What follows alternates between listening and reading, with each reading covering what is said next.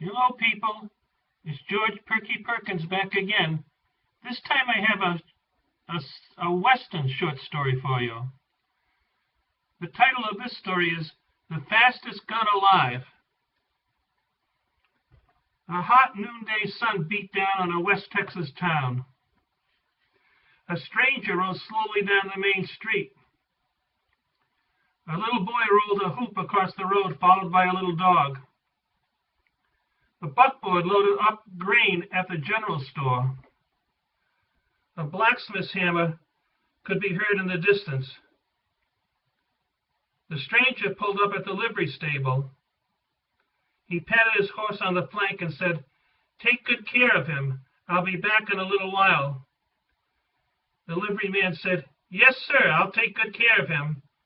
The stranger said, "I've been eating trail dust for 3 days. Where can a man get a square meal and a hot bath around here?" The liveryman said, "The Union Hotel. It's just down the street. It's the only hotel in town." The stranger's spurs jangled as he walked down the wooden sidewalk toward the Union Hotel. A cowpoke sat with his chair propped up against the wall, spinning his gun barrel. The stranger tipped his hat as he went by into the hotel. He said, "I'm looking for a square meal and a hot bath." The clerk said, "Yes, sir, coming right up. This here is the best hotel in town." The stranger said, "Who's the cowpoke spinning the gun barrel outside?" The clerk said, "You mean the kid?" "That's what everyone calls him. You'd best stay away from him, mister. He's nothing but trouble, and he don't take kindly to being called a cowpoke." The stranger said, "Thanks for the advice." After a hot bath and an enormous ribeye steak, the stranger headed across the street to the Longhorn Saloon. The stranger pushed his way through the swinging doors. A smoky haze filled the room. A honky-tonk piano played in the corner. A saloon girl was singing Buffalo Girls. "Buffalo girls, won't you come out tonight, come out tonight, come out tonight. Buffalo girls, won't you come out tonight and dance by the light of the moon." Card players filled the room surrounded by the rest of the saloon girls. The stranger bellied up to the bar and asked, "Who's the girl?" The bartender said, "That's Rosie. You better stay away from her. She belongs to the kid. If he sees you talking to her, you'll be in trouble. The kid's a mean one. Just last week he threatened to shoot a man at the general store just for looking at her." The stranger nodded his head and ordered a whiskey. The saloon girl finished her number and sidled up to the stranger. She said, "Hello, cowboy. My name is Rosie. Did you like the music?" The stranger said, "Mighty fine, ma'am, mighty fine." Rosie asked, "Did you like it enough to buy me a drink?" "All that singing makes a girl kind of thirsty." The stranger asked, "What's your fancy?" Rosie said, "Make it the drink of the West. You know what that is, don't you?" The stranger said, "Yes, ma'am, I sure do. I sure do." The stranger ordered 2 whiskeys, and they both put them down on a swallow. The stranger wiped off a set of white whiskers off his chin and said, "I was about as dry as a West Texas cactus. That drink tasted mighty good." Suddenly the swinging door swung open, and in walked the kid with his gun slung low on his hip. He eyed Rosie and then shoved her aside. She said, "I was just doing my job, kid. I was just doing my job." The kid said, "I'll take care of you later." The kid turned to the stranger and said, "Rosie is my girl. I don't like anyone messing with my girl." The stranger said, "I'll remember that." The kid said, "I don't cotton much to strangers, mister. Where are you from?" The stranger said, "West of the Pecos." The kid asked, "Where are you headed?" The stranger said, "Up north to Abilene to get me a cowpunching job up there." The kid asked, "Cowpunching? What kind of job is that?" The stranger said, "Cowpunching is good, honest work. The railroad is coming in to ship the beef back to the east. There's going to be plenty of work for everybody. Pays good, too." The kid said, "I ain't no cowpuncher. I'm a gunfighter." "That's so," said the stranger. The kid said, "That's so." The stranger said, "I feel sorry for you." The kid said, "What do you mean you feel sorry for me?" The stranger said, "Every little punk that can handle a gun will be waiting for you. You'll never be able to rest easy in the saddle.